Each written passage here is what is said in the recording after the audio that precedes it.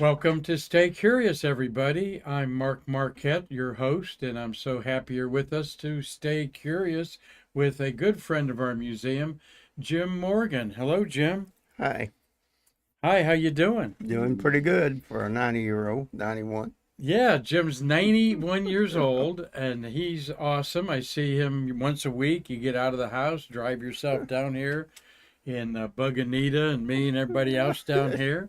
They were glad to see that. Jim was an Apollo computer technician in the 1960s. We're going to have fun looking back to the last century. All right, 56 years ago, Apollo 11 is launched Yes, tomorrow on yes. July 16, 1969. And Jim was a part of that, like all space workers, including Marty Winkle, my co-producer, who worked for Grumman and was a lead electrical engineer on that lunar module, while Jim was involved as a computer technician with the simulations that were being done at the biggest video game of all in the 1960s, your flight crew training Training building, right? building. Yes. And so Jim's going to have some memories of that, and we'll get him wound up here, and then won't be able to turn him uh, hold him down. But wanted to let everybody know I didn't put up a slide, but we're celebrating 50 years of peace in Earth orbit. Saturday, July 19th, 1 to 4, 1 p.m. Steve Agate is going to do a Apollo Soyuz test project retrospective. And then at 2 o'clock, we're going to have Jay Honeycutt, former Kennedy Space Center director, and he was a simulations manager that you may have talked to or Who? known about. Jay Honeycutt. I've heard He of worked him. Sims Yeah. in Johnson Space Center, Yeah. but and then he became the Kennedy Space Center director. And John Tribe, hypergolics expert for Rockwell. And the reentry of the Apollo Soyuz command module did not go too well, as some hypergolic fuels got into the cabin that was supposed to be vented out, and a vent was open and sucked some of it in, and it really messed those guys up for about a month. And John will talk about that, a near-death situation for Vance Brand, uh, Deke Slayton, and Commander Tom Stafford. So we're going to air that on YouTube. So, yep, let me cover me up there, not you. So check that out, and if you're local, we're just charging the $10 admission into the museum. So Marty chose the classic lunar rendezvous. Uh, Over 110 steps had to go right. Each one of them had to go right, right, Jim, or Yes. nothing would happen. Marty, you got a different name on the bottom there, buddy. Uh, you got Sergio's up there, the European Space Agency. Thank you, sir. There's but that is the moon is in a different position because it moved that much around the Earth in the 3 day journey to the moon, and then 1 day on there. And that was something. Did you see that mission profile a lot when you were uh, Simulation. this that we're showing up there? Yeah. You know, every step that they did in Apollo was to test the software and whether they could do it or not. Yeah, And each one of these shots that they did tested out something. Schirra, Wally tested out the command module to see if it would work. And he didn't go nowhere. He just went around. around But the Earth. Yeah. yeah, but he checked it out to see that all the buttons and stuff would work. And when he did that, he come back and got a lot of changes done to make it better. Well, you're going to hear some fascinating stories of someone that lived it, and the Flight Crew Training Building, uh, FC Flight Crew Training Building, FCTB, was an acronym that I have still have a hard time getting down. I do But too. I heard a lot about it, and it was an amazing hub for astronaut activity because here's where the lunar module and command module simulators were, and a lot of celebrities showed up. Oh yes. And we're going to talk about that, from politicians to Barbara Eden. Oh I Dream of Jeannie, that we're going to talk about here. yes. That puts a smile on his face. You said she was in a mini skirt and miniskirt and white boots. And when she climbed in the simulator, she actually pulled up the miniskirt a little. And I thought about half the guys, old guys in the building was going to have a heart attack. Well, one of the famous, we're going to see a couple, we're going to see Hazel Banks. Hi, Hazel, if you're watching. Your buddy Jim Morgan, who she worked with at the Flight Crew Train building. Also, Bob Pearson has passed away, and we'll have a picture of Bob because I can't talk about the Flight Crew Train building without thinking about the people who worked there that I know Yes. real well, you and Hazel and the late Bob Pearson. Bob trained all the astronauts to land on the moon in the simulator, said he landed on the moon more than anybody. But his famous story was he's doing takeoffs with Neil.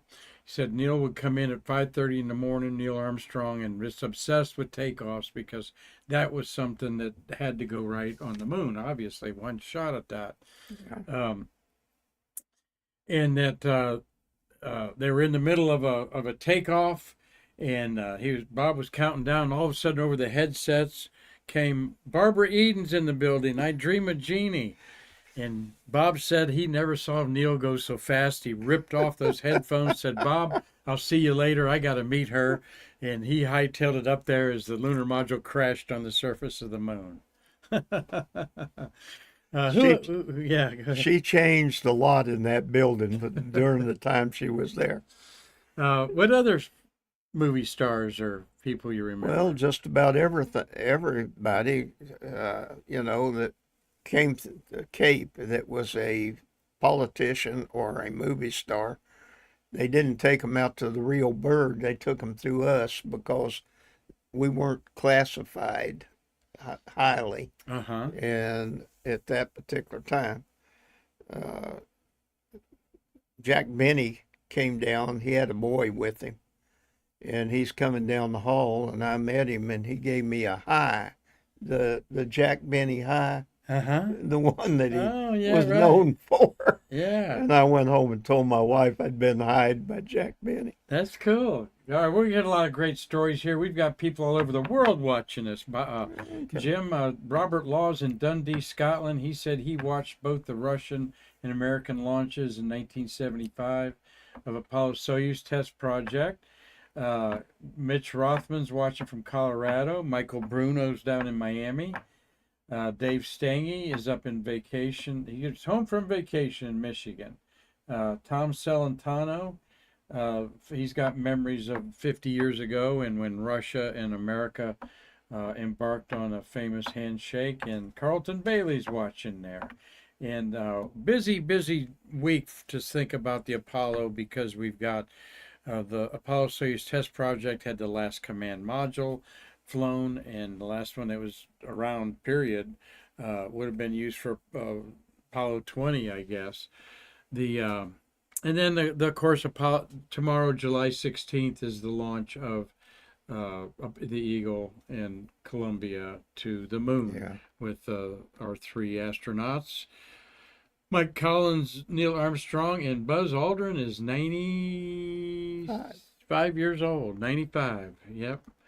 So there's our mission profile. We wanted to set the mood a little bit with and think about some of the public's ad 56 years ago in the newspaper in 1969. Up there at the top is, you like coffee, Jim? I didn't drink coffee at that particular time, but I did when I went to work for Harris. Well, now a whole pound of coffee in 1969 was 49 cents. That's up there at the top. A whole pound. Oh, yes. You couldn't find a 49-cent half cup of coffee anywhere, all right? You got ketchup, 19 cents. And the four cans of tuna for $1. In the flight crew training building, we had a break room, and it had the coffee in there. And we charged them a dime for a cup of coffee. And surprisingly enough, that money grew quite a bit. And when we got a hunk of money, then we'd throw a party where the beer was free. Okay. Coffee money at a dime. I remember sticking a dime in in the 1970s in a coffee Yeah, machine at a well, it newspaper, wasn't and a, it it drip was it. a bucket that they put the money in a bucket. Anyway, you want to know the price of things 50 years ago? Just put a zero behind what it is today, Yeah, because a 49-cent pound of coffee is about over $5 now. yeah. Of course, you can buy a $5 cup of coffee. I don't think Marty does that fancy coffee. I don't. I love coffee, but I just like it just in the morning, right out of the pot. Once in a while, I have a coffee cup here. Marty, you a coffee drinker? No, I'm a ice cream coffee eater. Oh yes, that's right. He loves ice cream, coffee flavored ice cream, Oh God, yes. and but you can't put a cup of coffee in his lips, to his lips there. Yeah, you. That's right. That good old Haagen-Dazs stuff there. Well, let's have some fun with Jim here. You guys got some questions about his role inside as a technician. Now he wasn't a real big. You're not like didn't design the computers and stuff like that. But again, to set the mood, you'd see postcards like this around. We're in orbit, so don't expect us till you see us. All right, someone going on vacation here. And the memory is what we want to talk about with Jim a little bit. The evolution of computers over the years, over the last half century, is just phenomenal, as you all know. Um, you've got where's the start here? You've got the vacuum tubes. Yes. All right, up at the top, that you dealt with the vacuum tubes. Well, when I went to work after getting out of the military, I went back to National Cash Register, and they were making a small computer that had tubes in them. And the reason they used tubes is you could buy a tube for 35 cents, and a transistor cost $15. Wow. Okay. I had a CK722 that I'd bought at one of the wholesale houses. Cost me $15. I bought two of them and made a receipt. $15 in '60s money is $150 in today's Yes. money. Want to remind you. Yes. And after that, less than 6 months later, they came out with the 404, which was the first transistor that you could get for 35 cents. And the tubes went away. Tubes went out as fast as you could do it. Within a year, they'd come out with another transistor that went from 1 megacycle to 200 megacycles. And the speed of the computer advanced.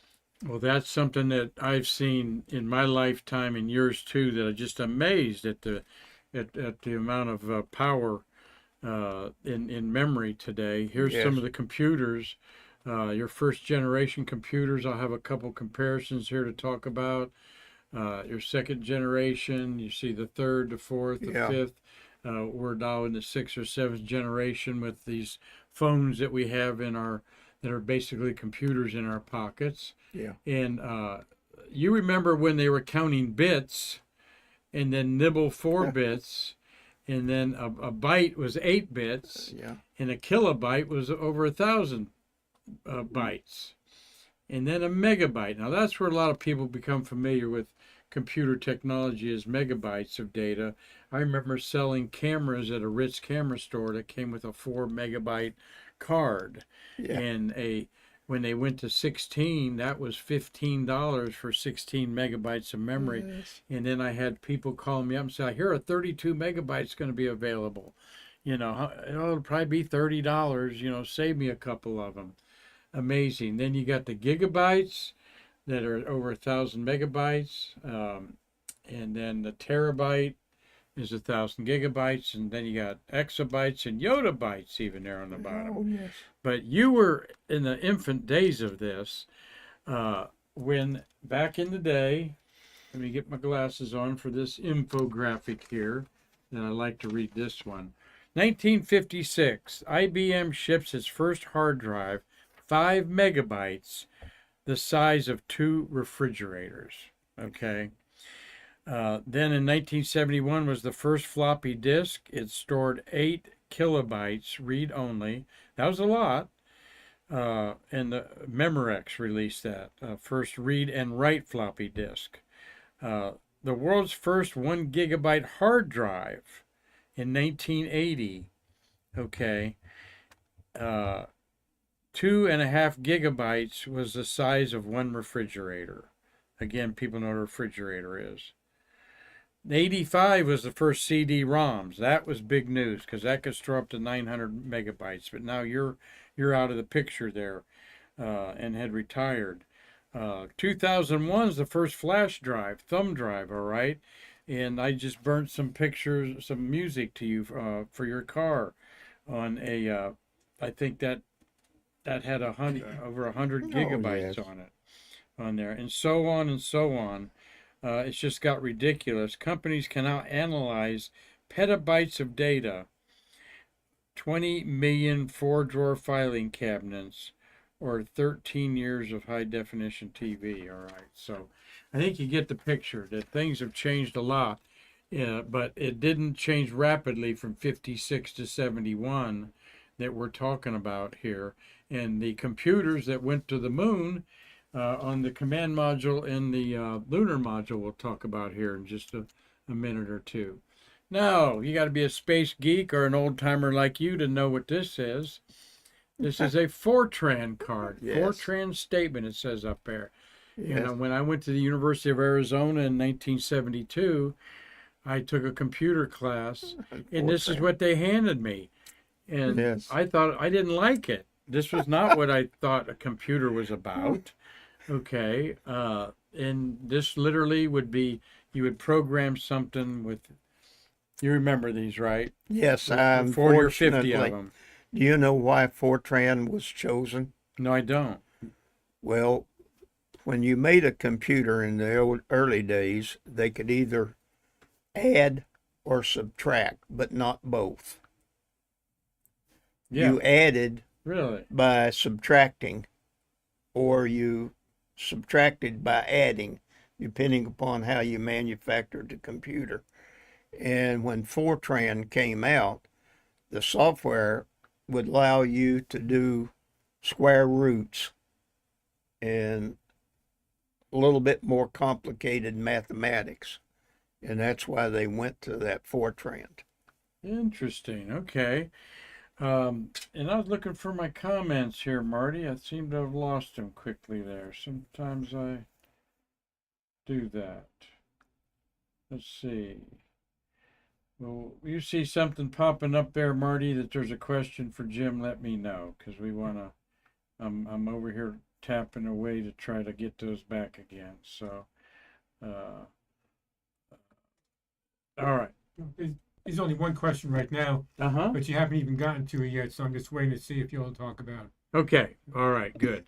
Well, here is the computers of the day that you're familiar with, Jim. Where'd you grow up and where'd you get your training to do this at? Well, I worked for National Cash Register in a department that was called electrical test, and we made test equipment for the computer industry that could not be bought on the open market at the time. Okay. And we were working with people who were inventing the computer industry at the time, 1957. And some of the guys that I worked with, one of my best instructors had worked on the second computer that was ever built, and it was at Wright-Patterson Air Force Base. The first one went to Los Alamos, and he was, that makes sense. yeah, and he run it as a blue shirt guy in the Air Force. And then he went on to college and became quite good. In fact, he was the best instructor you could ever run into. What was his name? God, that was many, many years ago, and I can't remember it. I'd have to look it up. Well, you're a Kentucky boy, right? Yes. The Bluegrass State. What part of Kentucky? right on the Kentucky-Tennessee border. Oh, In a okay. little town called Pine Knot. All right. That's above Nashville or Knoxville area. Well, it's closer to Knoxville, but Okay. the town that's in Tennessee that's right across is Oneida, Oneida. and Okay. it's on Highway 27, which goes all the way from Michigan all the way to Miami. There's some dark skies there. I know that. They're Oh yeah, up we've in there. had I've yeah. actually been stargazing at a park up there. I can't remember north of um, Well, there's Knoxville back in the day. well, you're probably talking about Big Ridge. Yeah, I think that's it. I worked for the park system in Tennessee because my uncle was director of state parks. Mm-hmm. And he taught me how to survey. And one summer I spent the whole summer vacation Hmm. working as a surveyor, in the park systems, putting in roads and Holding a pole up while somebody looking through. yeah, I did everything but run the transit. Okay, National Cash Register. That's yeah, not such a big known commodity today, yeah, but but back in the day, it was the it king it of was the fourth or computation. fifth largest company in the United States, Yeah. I and wonder what they merged into. IBM, of course, International Business well, Machine was their big rivalry. the only thing they're doing now is postal work. Hmm. And I helped them invent their postal department. It was photo scanning. Really? Yeah, if you look on the barcode on postal now, Uh-huh. they read the barcode. Right. Yeah, In the little old barcodes on the days, bottom. all we had to do was to read the There you crap. go. National Cash Register's calling you there. It's all right, buddy. You're good. We're talking here with Jim Morgan, a great friend of the museum. He shows up frequently. We always like to see Jim around. One of the old timers that's uh, able to tell the story of Apollo and all that went on. And we're reminiscing about his days that led up to being hired. Uh, you were a contractor, right? Yeah. Let's look at some of the computer systems of the day there. This was a whole room that would now fit in your smartphone, probably, or Yeah, your well, tablet. I took had that picture taken. That's my computer room that when I went out there and installed Harris computers. Really? Okay. Yeah, that was in 1976. All right. And this is a Harris/4. Yeah, That's a complex 36 yes, it is. out there. And what do you remember about those Well, units there? just about everything because when I went to work for Harris, that was the 24-bit computer that they had that was being sold to most of the government agencies and the CIA and ASI. Everybody, huh? Everybody was buying those because, first of all, they were pretty modern for the day and they were relatively cheap. When I got out to 36, we had those installed. And in the process of doing that, uh, they didn't get a contract for parts. Mm-hmm. And in the process, if something come up and I needed to change a card from one computer to another, they wouldn't let me do it. Okay. They said, no, that's not what we do out here. I said, well, if you're going to tie my hands, I'll have a hard time fixing it.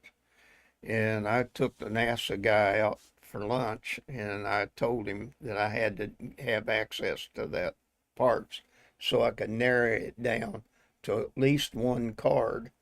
We had something like 26 cards in the lower equipment bay. And in the process, he came in and he told General Dynamics to let me do it. And I had the computer fixed in less than 2 hours to the chip level. Hmm. So I went to NASA and I went to General Dynamics, and I said, if you don't want me switching cards, then let me tell you what I need. I need spare parts. And Tom Tukowski said, get me a list, and I did. I handed it to him, and I said, when you find out how much this is going to cost, you can buy a new computer with the new setup over here for less money than what these parts is going to cost. And if you put them down there in storage, you don't know the quality. But I said, if you set this offline computer over here,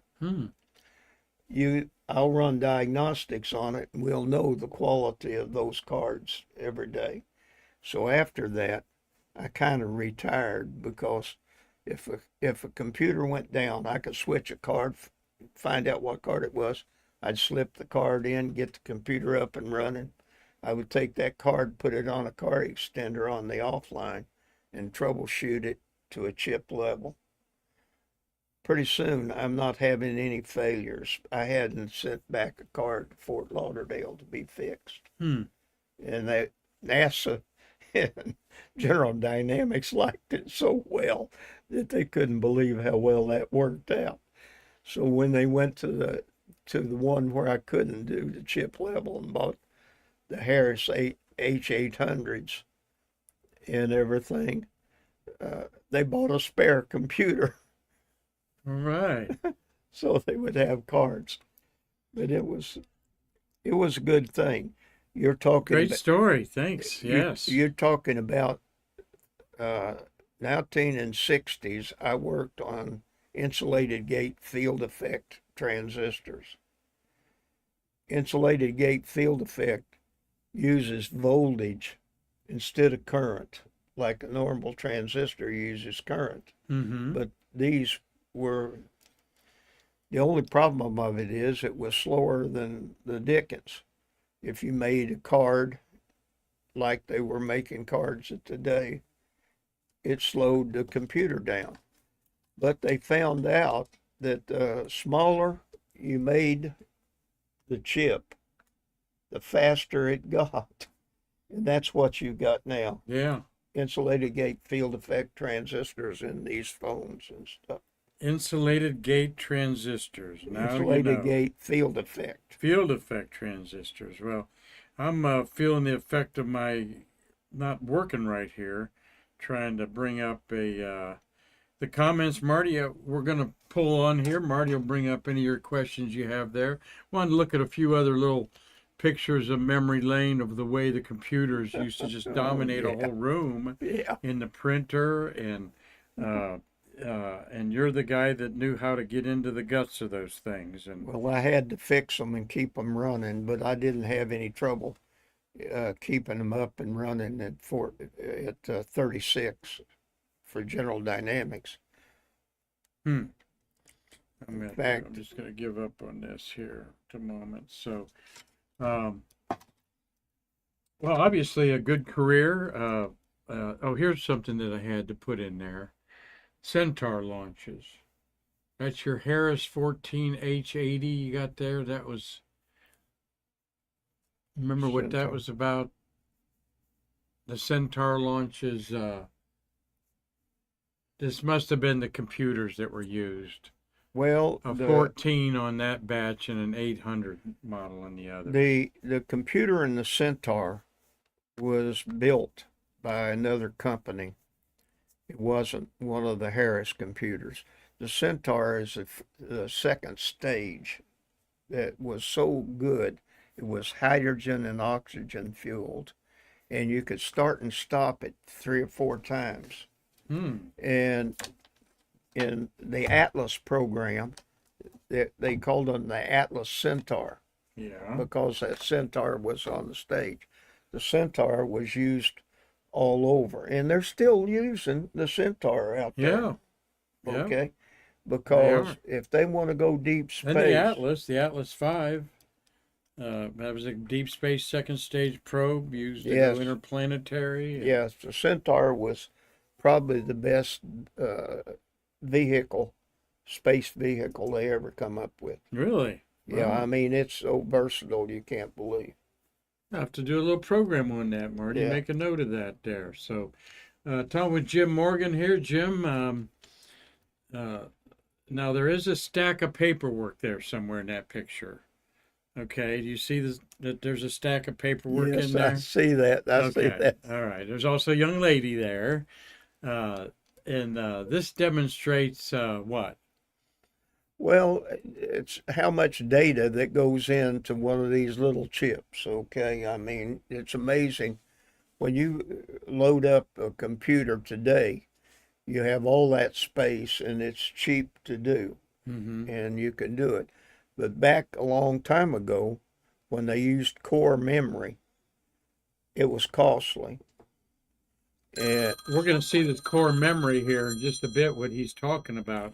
The core memory is actually uh, braided copper rope yeah, uh, to hold the impulses in there. So all of us, both of us, messing with our devices here, um, and but yes, the core memory, that is a lot of paperwork. This is why you Apollo guys, Marty and others joke about if we just stacked up all the paperwork, we could have walked to the moon. yeah. Let me tell you about core memory. In the Apollo, we had core memory. We had 4 computers, and they all had core memories, and they had power supplies that set over here to do it. It took 4 hours to change out the core or the memory because of the wiring and stuff that went in there. How And much memory was there, you think? oh, Kilobytes. 66K. 66K? Yeah. 66 kilobytes of memory. Yeah. Took 4 hours to transfer. Well, no, that was the module, just the Okay. module. And one of the NASA guys come down at the end of the budget year, and he said to me and Glenn Patch, he says, "We're need to get rid of some money because we've got money in excess Oh, and we yeah. got to spend it." So he says, "Can we do anything for the program?" Well, Glenn said we could use an extra memory module and we Okay. can put it on a cart. All right. And he said, they looked over at me and says, "Jim, go out and research and find out how much money and make an AVO for it." So I did. And it come out $86,000 for that memory. How much memory? Kilobytes. 66. 66 I don't kilobytes. know. It was in the 60s. Wow. And anyway, Jeez. I got a big charge out of it. $80,000. 86. $86,000 for Well, 60K now I put memory. down one. Uh-huh. You know what the NASA guy did when he come down and seen it? Put it. He put 2. We needed 1, but we didn't need 2.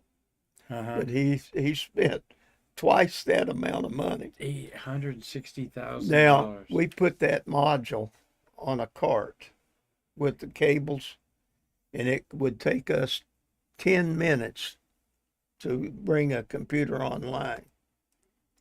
Wow. Now, here's where it paid off. We had the flight crew training building, and we were the people who sent out when they had the whole world and they were doing a complete world thing. And they had England, they had Canada, we had everybody online, and it was costing a hunk of money. The computer failed, the memory module failed.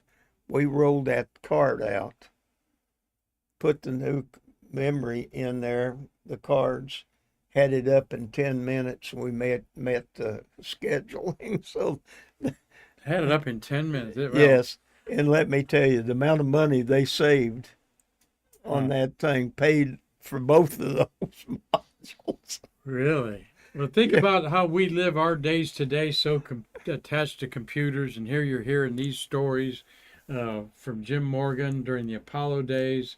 What it took to go to the moon took a lot of computing power for back then, but we're Yeah. talking less than 100 kilobytes of memory for all this. It's just Took amazing. 4 computers to run the simulator.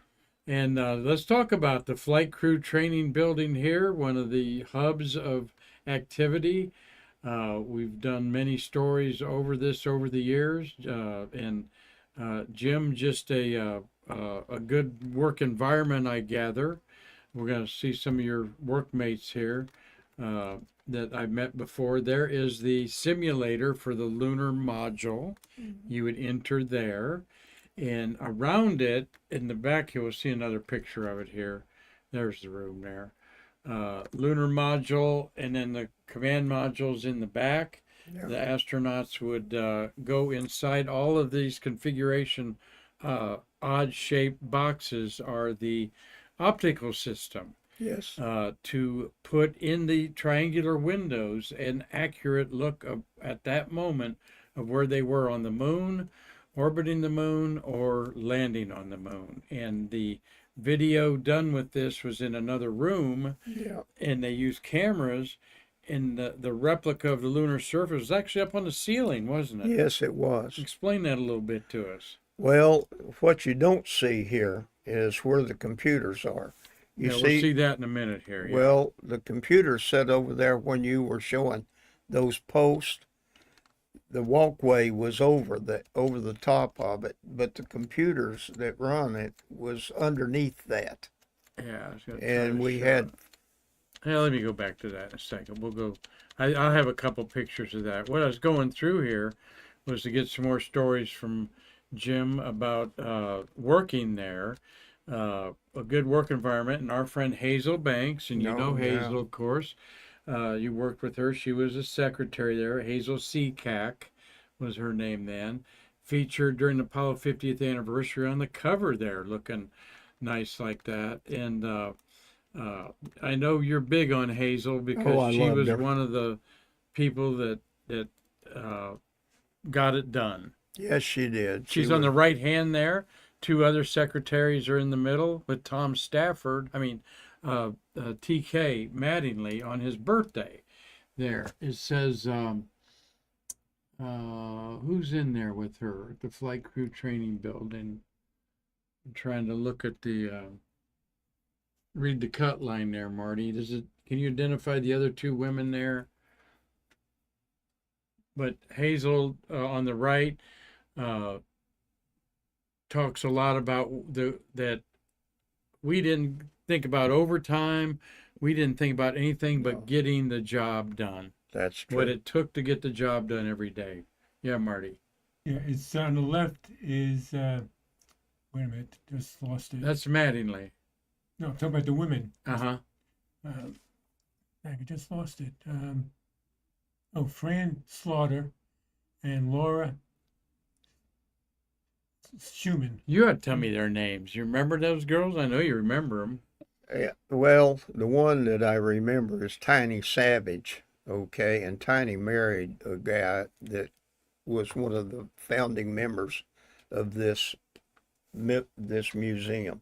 Oh, really? Yeah, he was one of the people that started it. And Tiny, I forget his name now, but he was an engineer, all right. and he was a NASA guy. Well, and there's Mattingly. It was not unusual to see the astronauts walking around No. in a spacesuit, right? No, they train suited up every once in a while. That wasn't a normal thing, but they did train suited up some before they went. And let's see what other picture I got there. There's Bob Pearson I talked about earlier with his Yeah. record book that he took of every day with the astronauts, and that's the hand controller. That he was the rubber hand controller that went over the joystick to land. That every astronaut had their hands on that, and he's got some really interesting records in there to read about. 5:30 in the morning, and Neil is waiting for me at the door, and Buzz is right behind him. But he drove a MG. You remember his MG that he drove? Which one? Well, Bob, No, his car. I don't remember it because, I was into my own cars at the time. Well, he said that he would be going down Route 3 from south of the gate on 3 to go into the Kennedy Space Center, living on Merritt Island, Yeah. and that it'd be dark at 5:30 in the Oh, morning, yeah. and that he would see a pair of headlights behind him, and then all of a sudden he said he'd see two pair of headlights, and then all of a sudden he'd see two Corvettes just roar by him. All right. No And doubt on the it. brim, in the brim, is this a 2-lane road, Yes. And he said Apollo 12 crew like to do that a lot. Alan Bean and Oh, yeah. Pete Conrad like to race to Yeah. see who'd be the first to the flight crew training building. What kind of stories you remember like that, Bob? Or Jim? I mean, if you just think of Oh, Bob Bear. well, let me tell you, Terry Redden had a Super B car, Chrysler Super B, Okay. with the big engine in it. Uh-huh. And he got into a race, and it was the fastest I ever been in a car. We went across NASA Causeway at 135 mile an hour. Wow. Okay. Imagine that, Marty. You've been across that causeway. 135 miles an Miles hour. an hour. Okay. He came in the south gate over there, and one of the astronauts had the Corvette, and they had a race. Corvette beat him, but I think Terry led him. Okay. Wow. That's interesting. But here they come across the thing. If NASA would have found out that they were doing that, they would have fired Terry. Oh my gosh, good. Well, let's don't tell anybody about that, all right? Well, these are great memories that you only get here at the American Space Museum, where we're seriously where the space age began. Well, There's Hazel there, beautiful Hazel Banks there. She's still very active in the community in so many things, and has done many interviews with us here at the Space Museum, and just love her to death. She's such a good person, and I know she was a faithful employee there till Apollo 15. She worked till Apollo 15. yes. Well, let me tell you, when she worked there, she was outstandingly beautiful. Yes, right. She is today still, of course. But looking at some of the computer stuff again, looking back over 50 years ago at the computer stations, the things that's going on, this is what I wanted to get to. This is the memory core. This is the copper braided rope, right? And a lot of us don't understand what we're looking at. What are we looking at there? Well, I don't know, but I think that, like I say, I think that is probably the memory that went into the one that landed on the moon. Yeah. We had the little computer in there, and the Right. core, it didn't have cores that the wire went through. The two wires passed one another, and they had the magnetic material suspended between them, and that's probably what you're looking Yeah, at there. wanted to just show some of the ancient technology of the day, the Block 2 Raytheon logic module in 1966. Something like that may have been used in the Gemini. And then you had these behemoths here. This is probably, you're getting up to a megabyte of memory, or that's the Cray computers. Very famous, right? How they Yeah. were designed there, but that's their memory center there. And I didn't write it down. That's something like 10 megabytes of memory there. And then you've got these other auxiliary computers working on that stuff. And that's a guy like you, Jim, there hovering over something, trying to figure it out. Well, Cray worked, I forget what company he worked for, okay, at the time. And he did a lot of design for National Cash Register that we built stuff for other people. for IBM and different people. And I worked with Cray Logic, Mm-hmm. the design. The way he designed things, he designed it for maximum speed. Okay.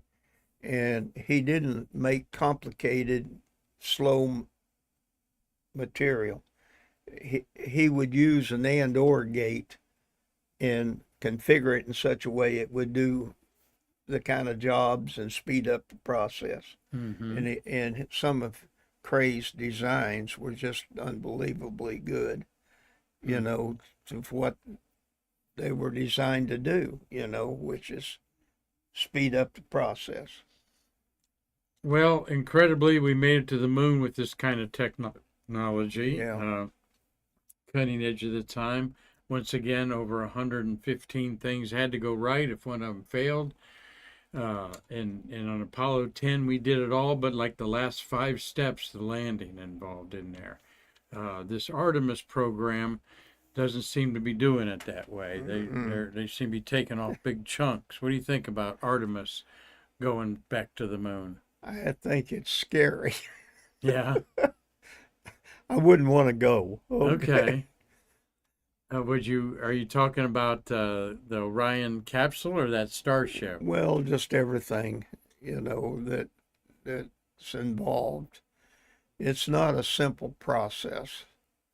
Right. And Well, here's the memory that made it simple. There is the DSKY, DESKY. And the DESKY was the computer program. That's the hard drive of 64 kilobytes of memory. One was in the command module, one in the lunar module. And they keyed it in there with verbs and nouns. yes. And the brains behind this, I meant to make us put the slide in, and of course I didn't. The brains behind this was the, let me go up right here. This book called Sunburst and Luminary, an Apollo Memoir. This is by Don Eilis, okay? This is a book, if you're not familiar with, you probably ought to read it. In 1966, this author graduated from Massachusetts Institute of Technology, where the Apollo guidance system was designed. And Eilis and a group of other MIT computer whizzes at the time really kind of had carte blanche because nobody could figure out anything they were doing because they were the guys doing it, right? Yeah. And you understand that, right? So they kind of, it was the 60s. They talk about smoking marijuana around the campus there. Don does in this book. He talks about, kind of like nobody could talk their language, so they just got away with murder in a way. And the memoir is a new kind of book about Apollo. It tells a story never told about before by an insider, the development of the onboard software for the Apollo spacecraft. And he makes a parallel between the era of successful space exploration and the exploration inner and outer that was taking place in the culture of America, with the Vietnam War going on, the racial strife, the hippie situation of freedom, and the rock and roll music, and Oh, yeah. just an amazing conglomeration of everything going on, brought together by July 20th when Apollo 11 with Buzz and Neil landed on the moon. What did you feel about the accomplishment of that day? Well, we worked, Buzz and Neil and Collins, we worked them so hard. They stayed in the simulator most all the time. And when they'd get out of the simulator, they would go sleep. And 3 days before they went to the moon, we threw them a party down in Banana River Drive at a little bar down there called the B&B bar. Uh-huh. And we bought it out. And me, Terry Redden, and Glenn Patch, we bought it out under Singer Corporation because Singer Sewing Machine had bought our company out. Huh. And anyway, We walked in there with 7 astronauts. Okay, Neil and the backup. This is before they went in quarantine. Yeah, well, yeah, it was 11, and I got a big charge out of it. Uh, we had the party down there that night, and like I say, we had 7 astronauts in there. And the guy that owned the bar went over to the payphone that was hanging on the wall, and he says, "Honey, get down here. You can't believe who's drinking beer in our bar." So we picked it because it was cheap. Yeah. What's the name of the bar again? B&B Bar. B&B Bar. Where's that located? Where would that be at Banana now? River Drive, just north of 520. Uh-huh. Up there is a bagel nook. Okay. I In know there what you're now. talking about. Before the bridge there. Well, yeah, and it was on Banana River Drive, and the reason we picked it is half of our people lived in Melbourne and on the beach, and the rest of us lived in Titusville. So it was a good central location for everybody to go. But we threw them a big party before they left. And somebody interviewed Buzz, and he said, "I give up smoking 6 months before I went to the moon." And he says, "I give up drinking 3 days before I went to the moon." I told my wife, I said, "I brought him that damn drink." All right. So, Did you really? Cool. well, it was free. Right, it was free. Oh, Yeah, you yeah. did. You arranged it there. So great story there, Jim. Great story there. And those some of those stories you just can't tell in public, the No. real stuff. But you've told me a few, and that's the astronaut camaraderie was Well, competitive yet friendly, right? yes, there was very few of them that wasn't regular guys. Mm-hmm. You know, some people that you associated with, they were really good. I got It to, had a big appreciation for the space worker yeah. that we call national treasures, like you and my co-producer Marty. Well, I tell you, I got to know John Young better than any of them. Hmm. John was in the simulator every chance he got. Okay. When it wasn't being used, he would be in there doing something. Commander of Apollo 16, Yeah. and then also And he, pilot of the command module on and he went 10. there in 10 Yeah. and flew 10 miles off the deck, okay, to prove Right. that they could go in that Low low flight, yeah. and then get back and dock. You know, and they did that. What'd he say to you that sticks with your mind, that things that John Young may Oh, have said to you? a lot of things. I'm going to tell that one because it's a little off color. Oh, okay. Well, he was a guy that short words, but his meaning was always there. Well, he before he went on the shuttle, I went down to the Mousetrap to have a beer, and he was in there. And when I walked out, I seen him, and he says, "Come over here, Jim," and he bought me another beer Oh, wow. and introduced me to Crippen. Okay. And but I would have thought he would have forgot me in that 10 years difference between the end of the Apollo and the shuttle. Yes, right. But he didn't, he remembered me quite well. That's neat. That's good. That beer probably tasted pretty good Yes, it with did. in there. And the Mousetrap, legendary place, and it's now the Florida Seafood camp, fish camp. Yeah. Just off A1A there at the 520 intersection. Well, they had a real active bar back in the day, and they had the Mousettes. The Mousettes. Huh? Yes. That was the barmaids. Yes, the waitresses and the barmaids. And they had I'm conjuring up, what were they wearing? very short shorts and outfits. It was really nice. Okay. It was it was Talking with worth it. 91-year-old Jim Morgan here has not lost his liking of the ladies. Well, they were.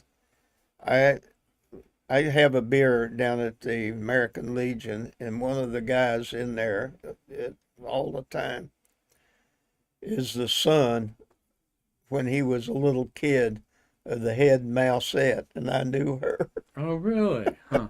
Yeah, but he was a little kid back then. Heard a lot of stories there about, and Yeah. one of the saddest ones is on January 27th, 1967, when the place was full of Friday night people enjoying dinner, and they got the word that the Apollo 1 guys had lost their lives. You remember that day, I'm sure. No, I wasn't there, but that was the reason I got the job. Oh, really? Okay, when they burned up the first crew, there was so much change that went in. They needed help, and they advertised in the paper over in Orlando.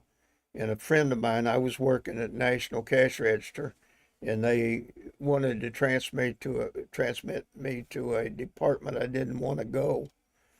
And there was two departments that wanted me in the engineering, but the union wouldn't let me transfer. So I told them what they could do with their job and quit. Hmm. And then I went back, and the guy that was getting the newspaper, he says, Jim, there's an article in here, about a job down in Florida. And I said, I'm familiar with the area because my mother and stepfather lived in New Smyrna. I said, let me see that. And I called up and got an appointment.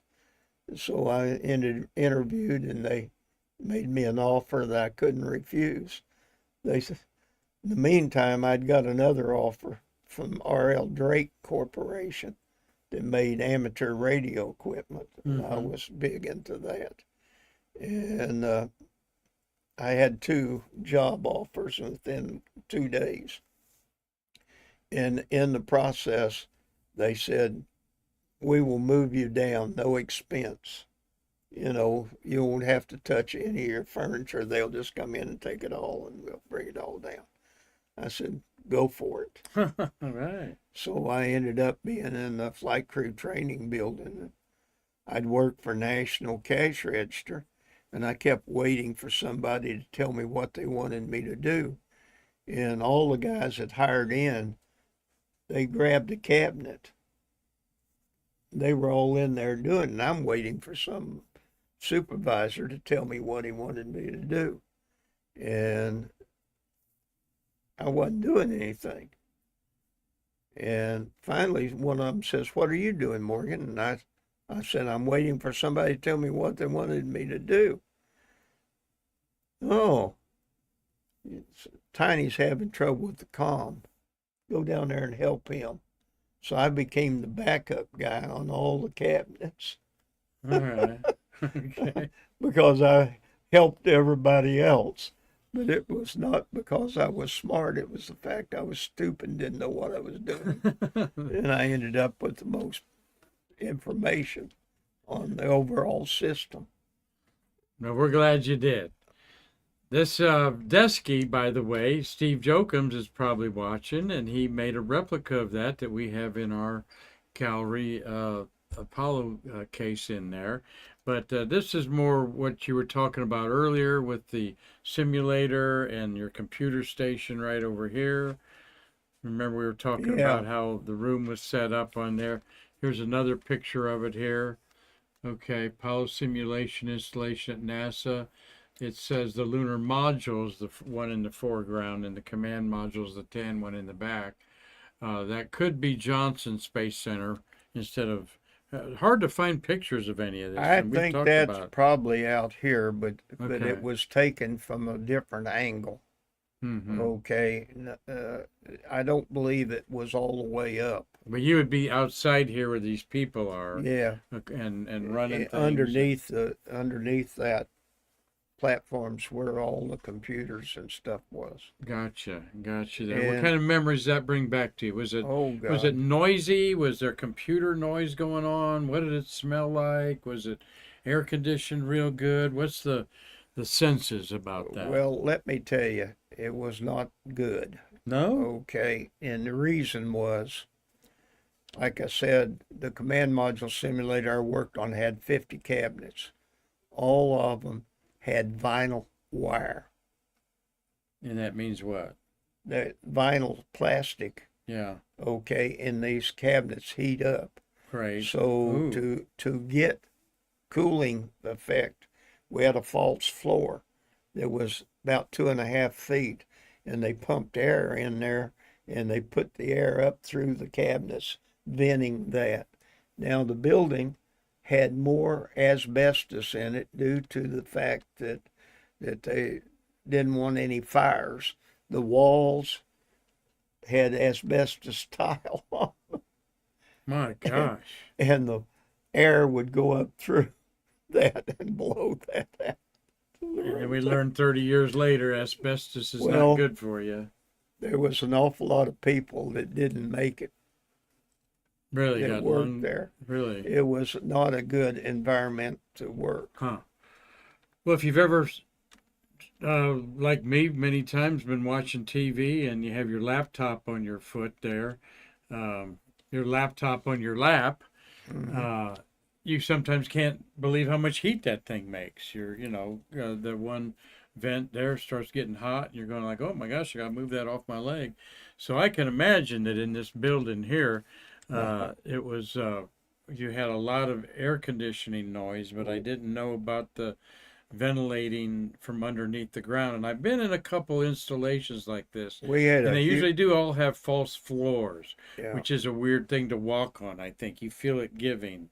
No, that the panels were about 2 inches thick, Mm-hmm. and they were about that square. Okay, so you didn't feel it giving And that. you didn't have any real problems walking on it.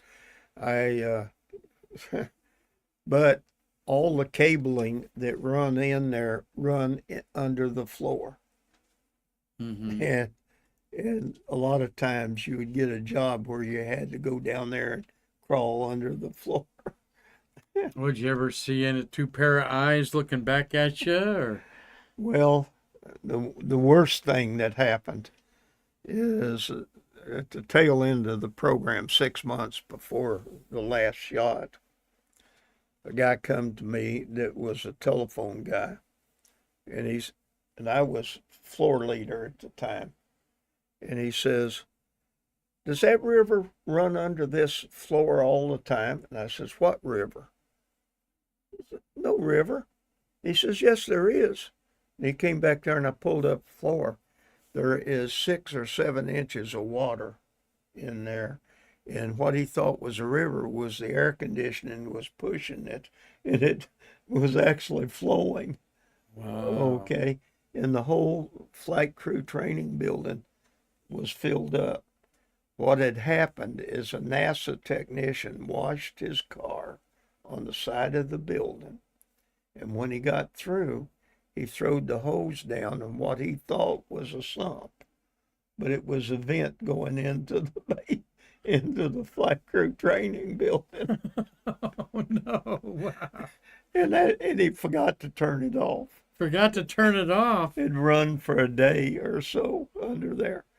Well, Now, how come electrical stuff didn't react to it? tell me about it, Yeah. okay? Let me tell you, when we found that, I immediately got out there and turned that water off. And I called up everybody. They got every piece of equipment they could get humidity out, and we put it in there. We drained the floor. Okay, got all that water out. But now let me tell you, if we would have had another shot, we couldn't have made it because all those contacts had got started to get corroded, Yes. and the contacts were made out of gold, so they did pretty good. But a lot of the contacts, even the gold, will tarnish. We wouldn't have been able to have functioned had that. What was that between missions? You remember what missions that It was the between? last mission, Oh, 17. yeah. And when it was gone, we tore it all up, and So you didn't have to replace all that. we didn't have to place Oh, it. wow. Did that But guy keep his job? I would have had his butt fired if it had been me, but he was NASA and they kept him. Oh, darn. Washing his car. washing his car. Bet that was a nice car back in 1972. Oh my, I tell you, it was amazing. We're enjoying talking to Jim Morgan here. Just going to take a look again at the incredible lack of this is, of course, in Marty's workplace there that he helped put the electrical connections inside the lunar module. Has everything in there, Jim, except in the middle. It doesn't have the desk key. The desk key's not in there. But you see the windows there, great picture of it. But here's the desk key. Okay, and though you didn't work with this a lot, No. Bob Pearson talked to us a lot about that. We Well, unfortunately... let me tell you, I had a computer, F computer, that was a big computer, and it simulated that. That was the thing that it simulated. Mm-hmm.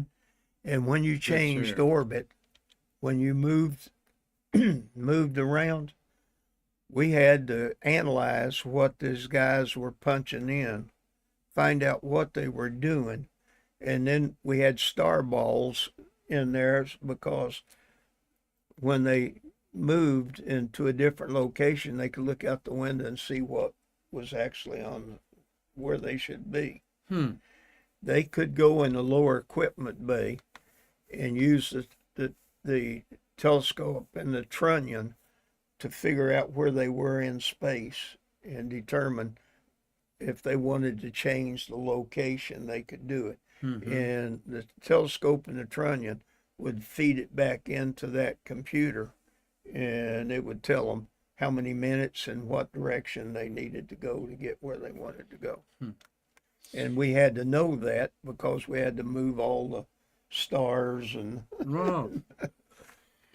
Exactly. And a lot to it in a low-tech world for sure. What I wanted to point out, showing this picture again, is when you had a simulation going in with astronauts and trainers, or you were also tied into Johnson Space Center, had the same type of simulators there. they had So one. so you would in concert sometimes be doing missions, correct, with Johnson Space Center's flight crew.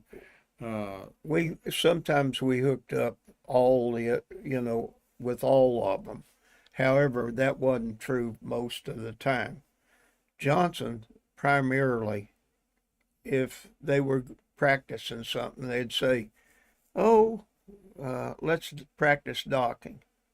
Well, give us 2 days and come in, and we'll do it." And they would have it set up, and they would do it. Mm-hmm. But they weren't up 24 hours a day, 7 days a week like we were. If they said docking at KSC, you'd have it ready to go in an hour. Oh yeah.